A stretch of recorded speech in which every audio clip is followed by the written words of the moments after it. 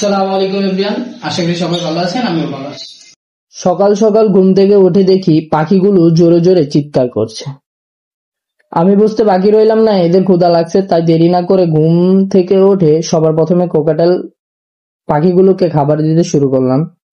খাবার দেওয়ার সাথে সাথে খাবার খেতে শুরু করলো। এরপর একে একে বাজিগর, লাভবার্ড, ঘুঘু সব পাখিগুলোকে খাবার দেওয়া শুরু করলাম। খাবার দেওয়ার সাথে সাথে তারা মনের সুখে খাবার খেতে শুরু করলো।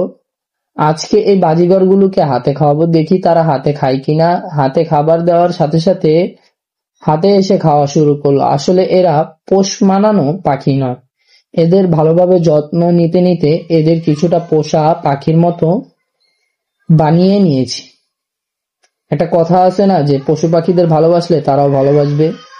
তবে তারা একটু ভয় পায়, আরো ভালোভাবে যত্ন নিলে ভয় কেটে যাবে।